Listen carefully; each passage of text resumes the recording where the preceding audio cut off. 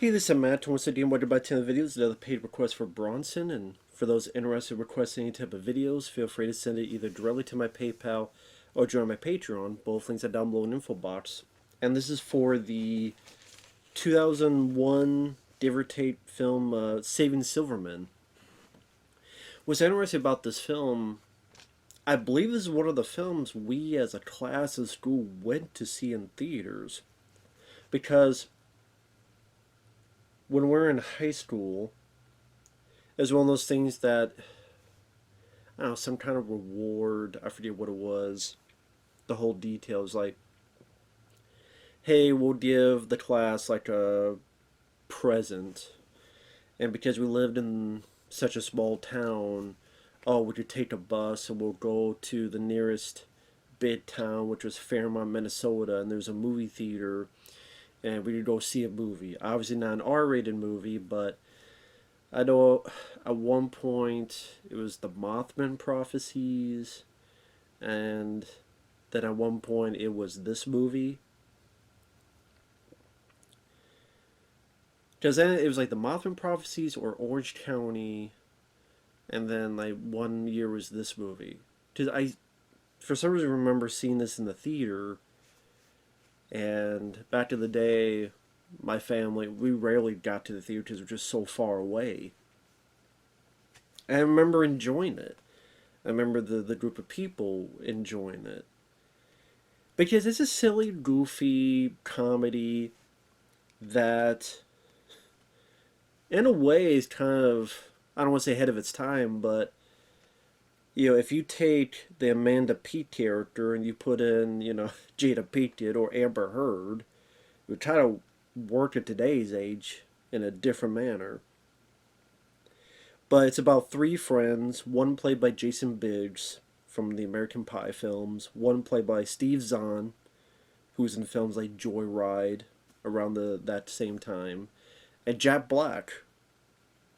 This is before, I believe, School Rock and Tropic Thunder and Kung Fu Panda. The three of them are friends ever since back in the day in school. They love Neil Diamond. They even have a Neil Diamond cover band. And you have Arlie Ermy, may he rest in peace, the drill sergeant for Full Metal Jacket. He's their coach. Because like one's the mascot, one's a cheerleader, one was a football player. And Arlie Ermy, of course, doing his thing. What a great personality Arlie Ermy was. He always gave you full tilt with his performance, never half-assed. So you see the three of them and their different jobs, like Jack Black's working at Subway, and you see how poorly he's trained people because they don't know what the hell they're doing. He gets fired for it. Steve Zahn is in pest control. Jason Biggs, he was in love with this one girl, but she and her family moved away. And so now he kind of gets with this other girl, but she becomes a force of nature where Jason Biggs just becomes submissive and will do anything Amanda Peet wants. And Amanda Peet, you tell, just treats him like shit, treats him like crap, has her big old thumb right over him, pressing him down, controlling him, toxic, as they would say today. And so the rest of the film is the two buddies, Steve Zahn and Jack Black, trying to find a way to save their friend, thus saving Silverman. And like I said, not all the jokes work, but there's a lot of silly pratfalls and things of that nature. But what made the film work for me, that I always thought was funny, was the back and forth between Steve Zahn and Jack Black. I thought Jack Black at times could be hit and miss for me when it comes to comedies. I don't mind School of Rock. Did not like Gulliver's Travels. Liked him in Tropic Thunder.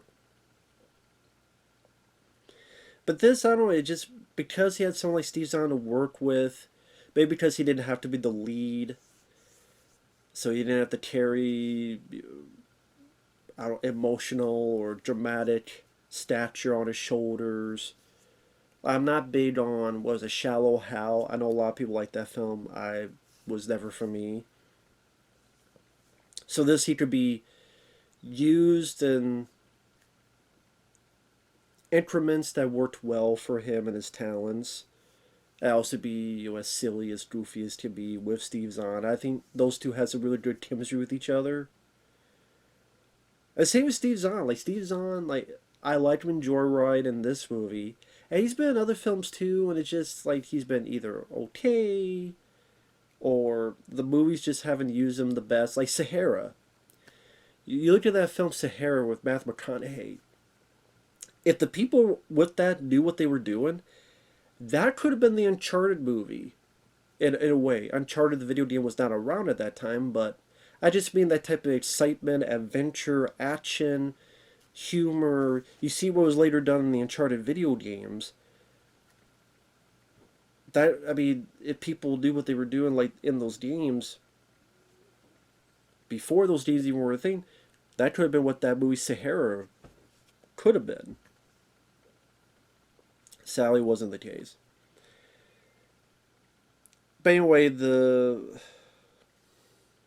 like I said, Jason Biggs is fine. He's playing sort of the, I guess you'd call it the straight guy of all these three, where there's still goofy things, but he's a guy just a simp.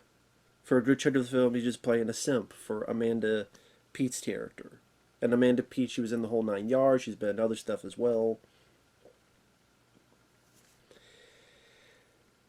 And the movie goes at a good pace. It's a pretty short film. Has quite a few Neil Diamond songs, and I like Neil Diamond. Probably my favorite would be "We Come Into America."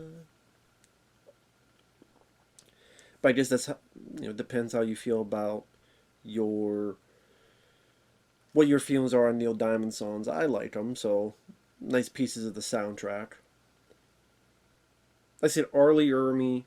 It's always fun to see him in there. Like with the first time you see him is a flashback when these guys are in school. And the first thing Arlie Ermy saying is like, "We got two rules. Number one, no women. Because all they want is your man juice. If you need to get something settled, use this." And then people are like, "What's the second rule?" It just goes, "Sportsmanship. Sportsmanship."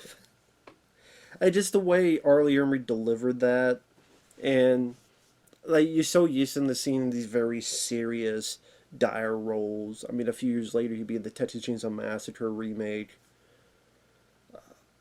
So the fact that he got to be in such a silly movie, to take the intensity and have a bit of goofiness with it, that was entertaining. Stuff that made me chuckle throughout the film. Steve Zahn as the pest control. Like he finds a baby raccoon. He's like, "Ooh, who's the steer little baby? Huh? Who's the steer little thing? Where's your mom?" And of course he gets a tat. And again, very silly, very goofy. You tell it's just a fake prop on his head. You're either rolling your eyes and going, "This is stupid," or you just go along with the silliness of it all.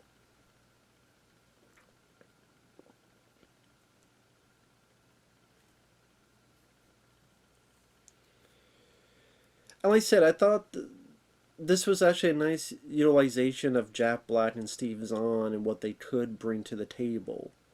And just some of the humor for me was just how certain lines were said and delivered. Maybe it's not the lines themselves, but just the way how they just went for it. Like Jack Black and Steve Zahn arguing about a mime. It's like, what would a mime such be like? A mime. Oh, I'm a mime. And then Steve Zahn's telling him, "Mimes don't talk." "Well, that's only if they're off duty." And then Jack Black's looking over here like he knows what he said was just completely stupid. But he doesn't want to admit it. Or when they're in the bar and he sees Amanda Peet and Steve Zahn's like, "Let me try to get Jason Biggs with this girl." So he talked to the girl and she's like, "I don't want to meet him." And he's like, "Great." Just totally ignored what she said and lies to Jason Biggs about it.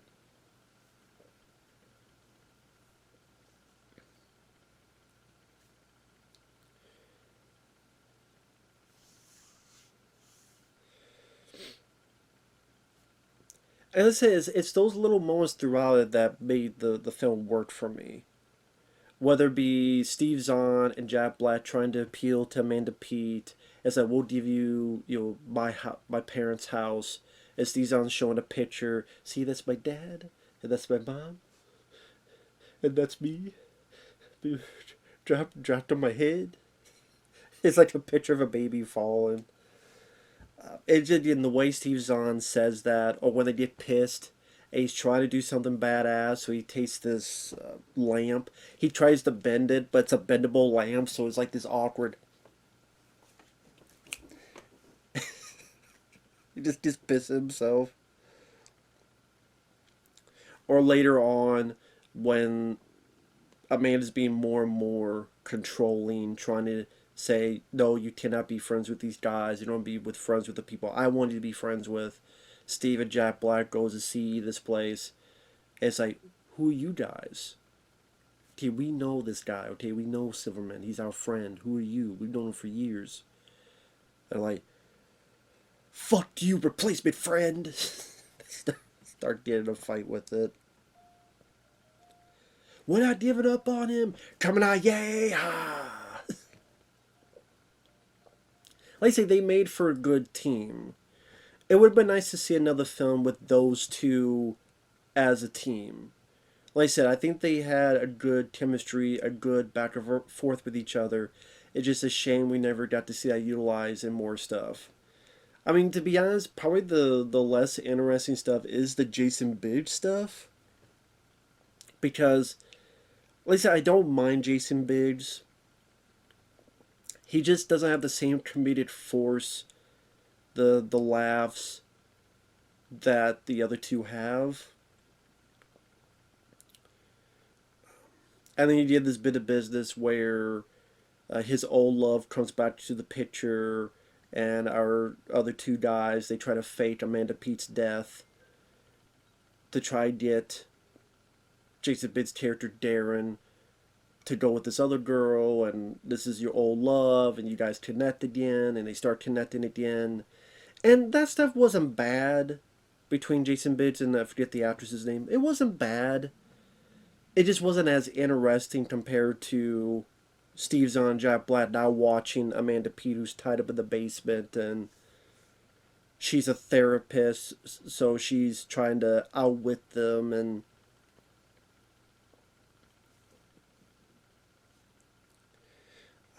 the whole bit with Jason Biggs and I think the character's name is Sandy. They're back and forth. It's fine.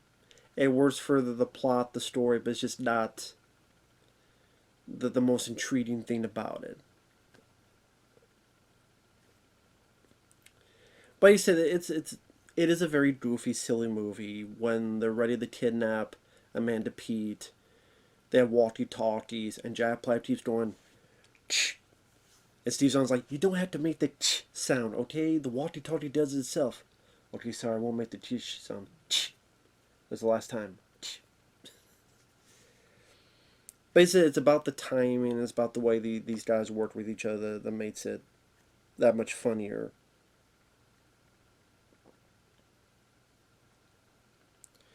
And they even get help from Arlie Ermy, who is able to get out of jail. And he was in jail because he accidentally harpooned a fucking ref during a game.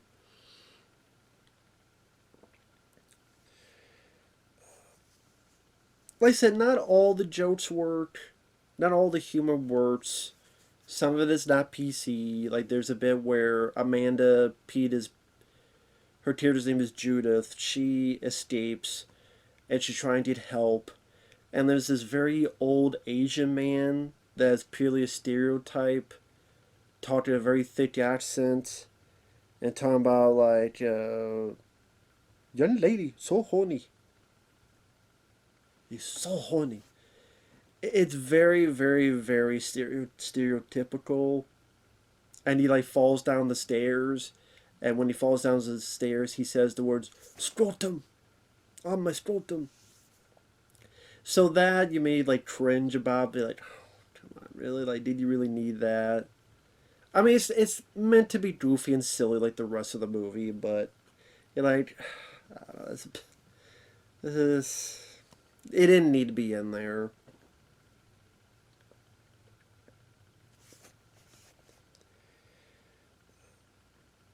But like I said, the mind games that Amanda Peet plays on Steve Zahn and Jack Black. You have Arlie Ermy coming to the picture, him yelling at the two, "You guys are gutless, you're nutless, you've been pussified, I'll take care of this myself." But it all works out at the end. Spoiler alert, spoilers. Super spoilers, you say. She ultimately does escape, gets what Jason bids. Jason realizes his friends lied to him. He's going to get married. Steve Zahn and Jack Black are put into jail. Arlie Ermy gets him out.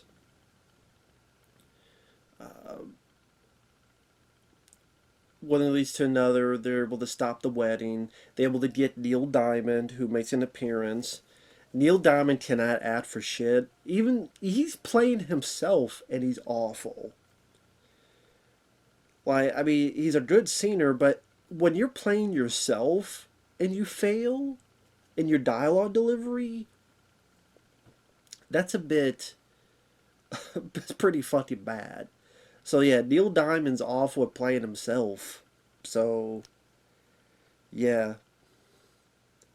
Also, I thought it was a bit weird during the mind game things. Apparently, she makes Jack Black believe, I guess, be true that he happens to be gay.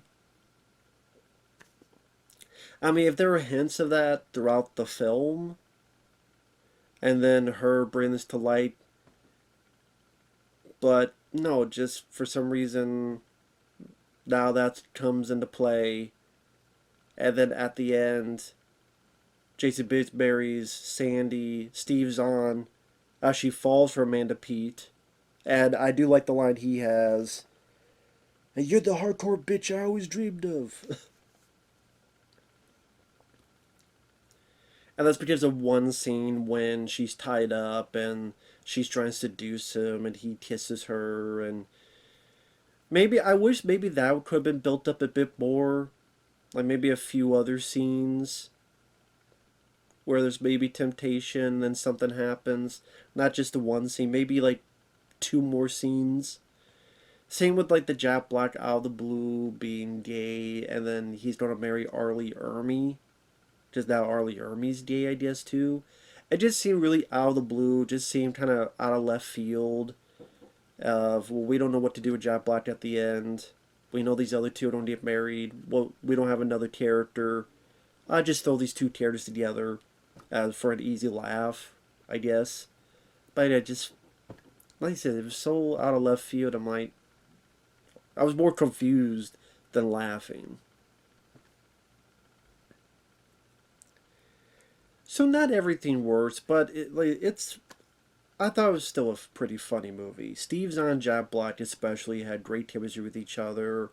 You have some good Neil Diamond songs. Even it ends with all of them singing with Neil Diamond. It shows a bit of the female toxic relationship that nowadays you'd be hard pressed to find a movie do because it'd be labeled sexist or it would be the guy being toxic. So, in a way, lays ahead of its time. And at least Dennis Dugan, the director who did Big Daddy, he did Happy Gilmore, he did another film that, The Benchwarmers, that Bronson wanted me to review. At least he knew how to pace the film in this instance and not make it an overlong movie. So overall, Steven Silverman, I know there's a PG-13 and an R-rated cut. I think I might have seen the R-rated cut. I believe so. I can't remember all the differences between the two, though. So don't quote me on that.